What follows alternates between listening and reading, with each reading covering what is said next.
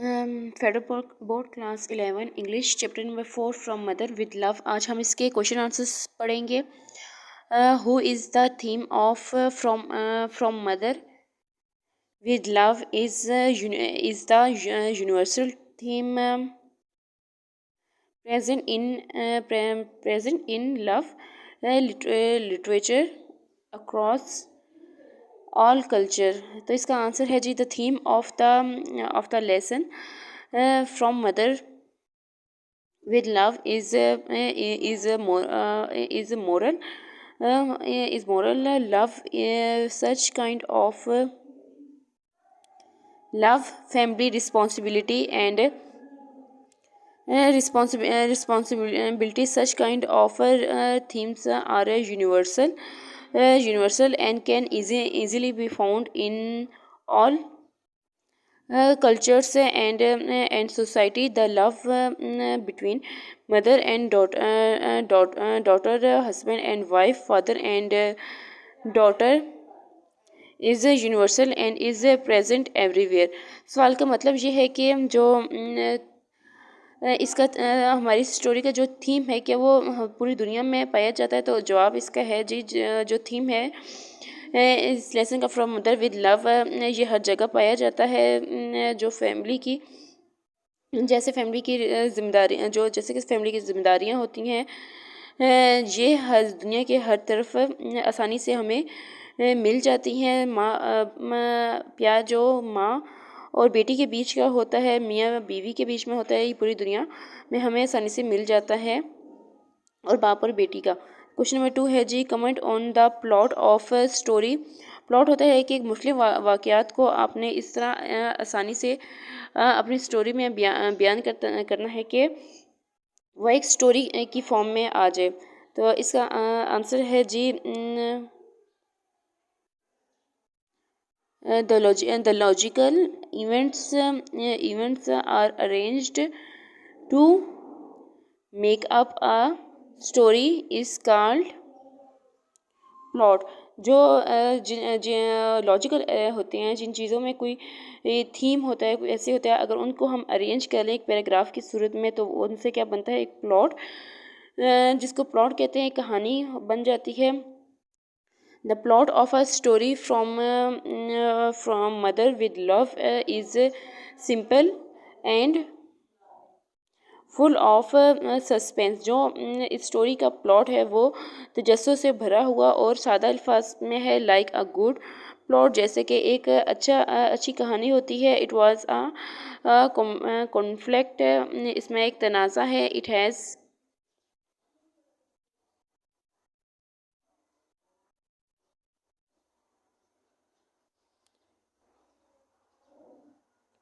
Okay. Question number 1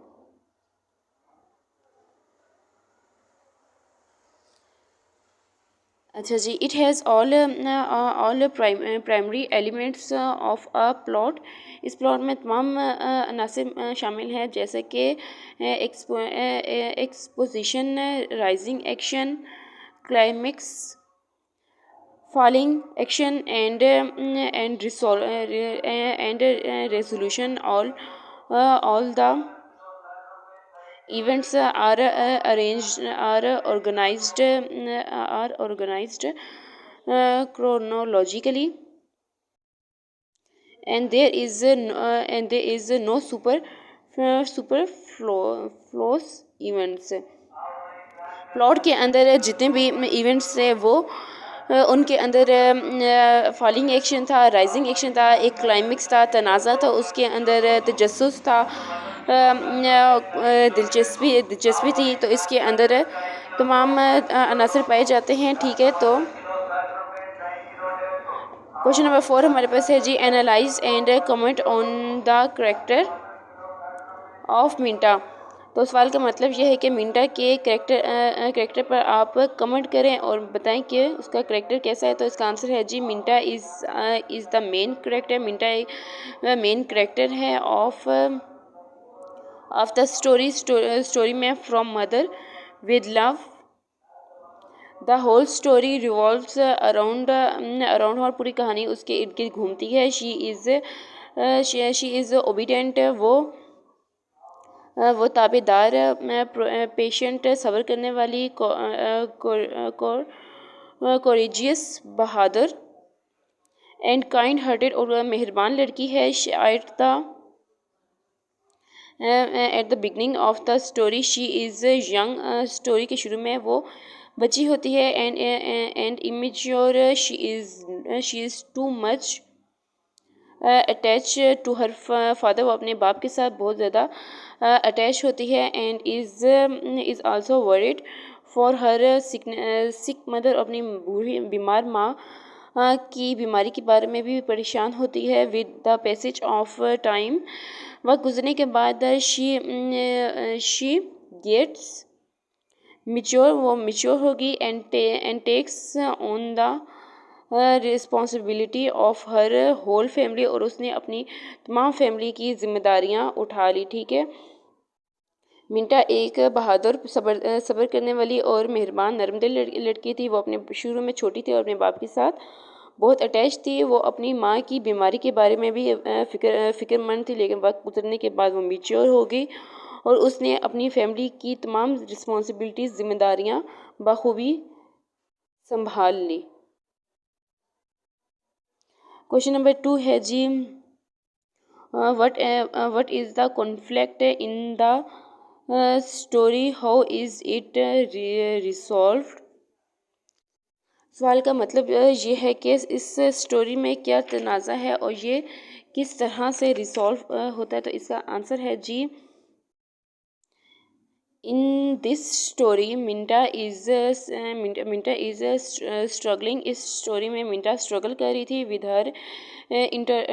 her internal conflict, that is to keep the secret of her mother, अपनी माँ का वो राज रखने के लिए के बारे में। इलनेस की वो बीमार है। When her father tells her, जब उसके बाप ने उसको बताया, that her mother is seriously ill, कि उसकी माँ बहुत सख्त बीमार है। In is going to die, और वो बहुत जल्द डाई सून, बहुत जल्द मर जाएगी। मिंटा बिकम्स कन्फ्यूज, मिंटा परेशान होगी। एंड इज़ वरीड, और घबरा, worried how to live normally with her mother, और वह परेशान होगी कि उसके माँ के साथ अब नॉर्मल तरीके से कैसे रहें। द कॉन्फ्लिक्ट इज़ रिसॉल्व्ड, ये तनाज़ा ख़त्म हो गया। इन द एंड, आखिर में, when मिंटा learn from the Christmas gifts that her mother knew about her illness, ये तनाज़ा ख़त्म हो गया जब उसने अपनी मदर की डेथ के बाद जो क्रिसमस गिफ्ट देखे थे अपनी मदर की अलमारी में से, तब उसको अंदाज़ा हो गया था कि वो, उसकी माँ जानती थी कि वो पहले से ही बीमार थी। क्वेश्चन नंबर 6 है जी, where does Minta's father take her to discuss her mother illness. सवाल का मतलब ये है कि मिंटास के फादर मिंटा को कहाँ लेकर गए थे अपनी उसकी माँ की बीमारी की खबर देने के लिए। तो इसका आंसर है जी, Minta's father takes her to the beach. Minta's के फादर उसको साहिल पर लेकर गए थे, बीच पर, to discuss with her the serious problem of her mother illness, उसको उसकी माँ की संजीदा बीमारी के बारे में बताने के बारे में। And to make her ready for the thing, और उसको तैयार करने के लिए इस चीज़ के, विच आर लाइकली ही हैपन इन द फ्यूचर, जो कि आने वाले वक्तों में उसके साथ होने वाला था। उसका फादर मिंटा का उसको पहले ही से इस चीज़ के लिए तैयार कर रहा था।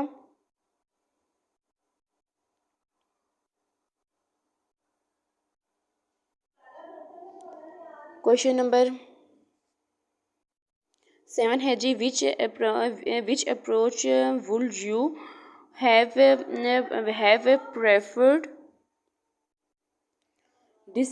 डिसेप्शन और honesty of, if you had to deal with similar circumstances like Minta's mother's live reasons for you choice।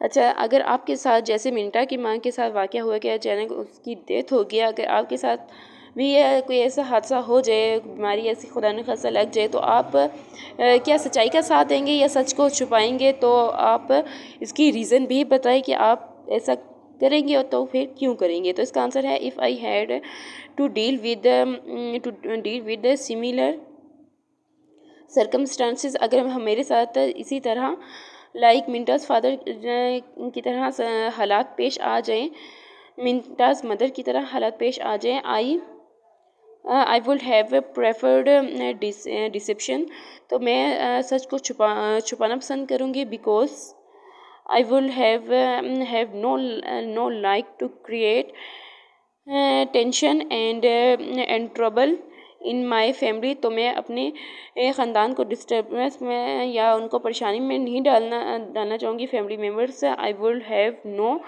Destroyed the normal and happy environment and of any family, तो मैं क्या अब किसी भी ख़ानदान की जो खुशहाली और जो आम ज़िंदगी है उसको तबाह करना मुझे पसंद नहीं है। क्वेश्चन नंबर 8 है जी, हाउ डिड द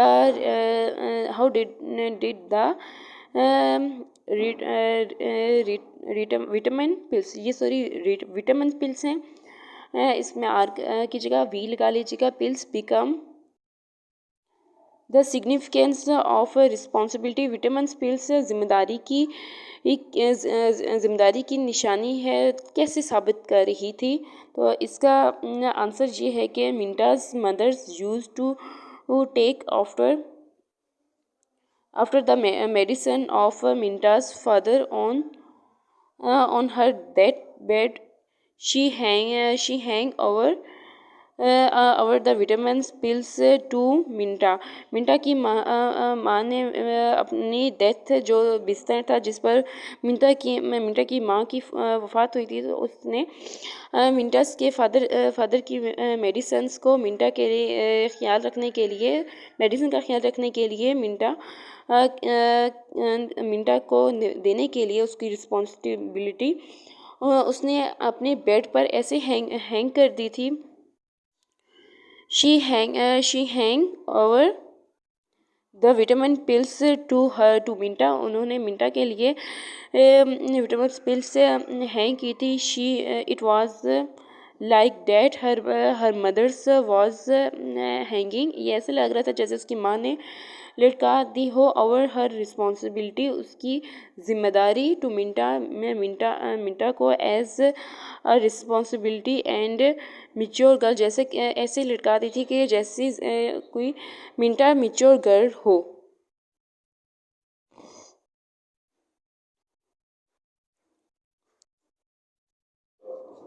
ओके, अब क्वेश्चन नंबर हमारा है जी,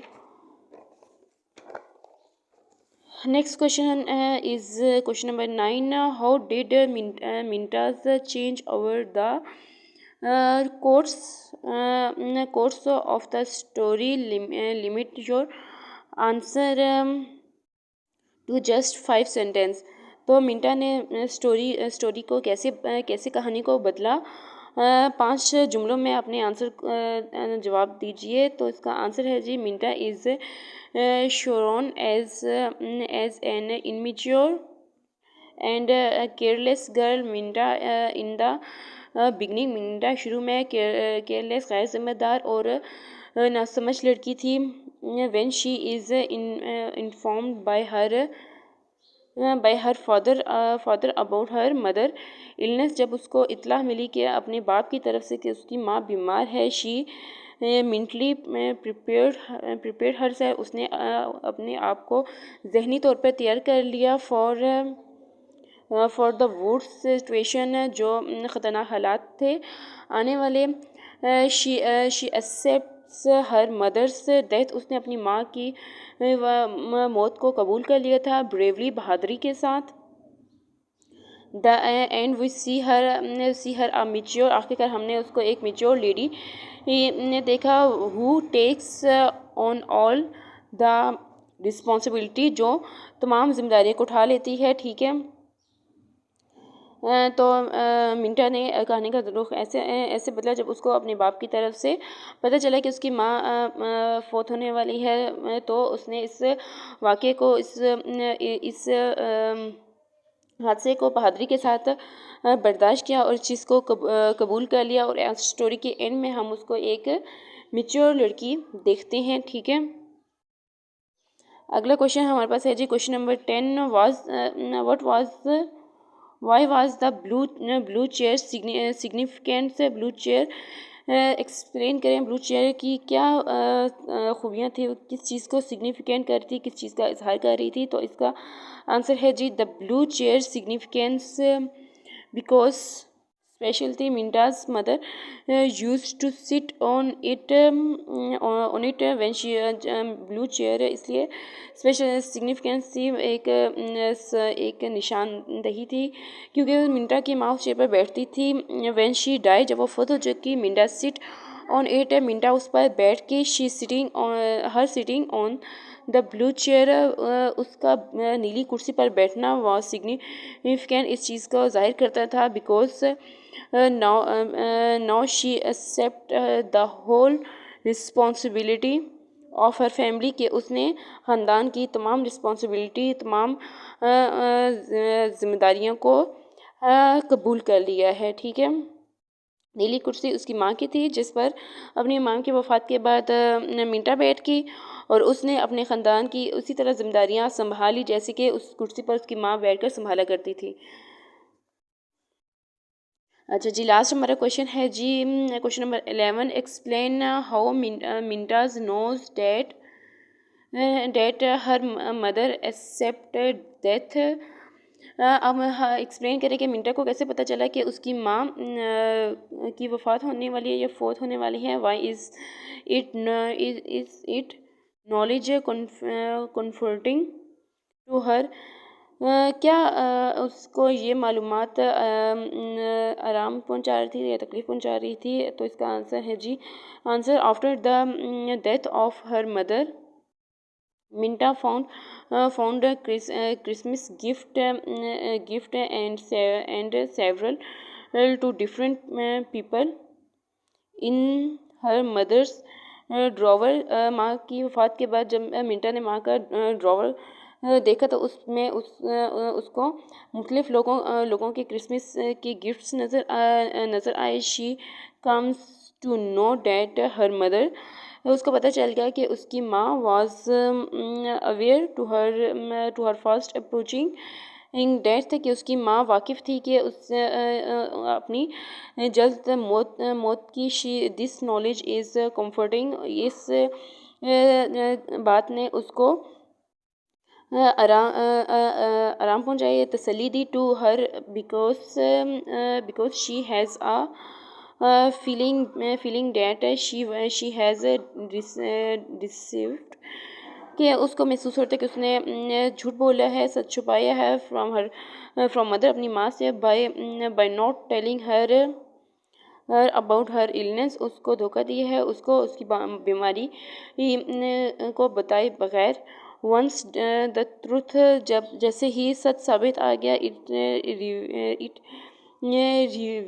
रिवील्ड शी फील्स बेटर, जैसे ही सच सामने आ गया तो वो खुद को उसको तसल्ली हुई और वो खुद को आरामदेह महसूस करने लग पड़ी और मुतमिन हो गई।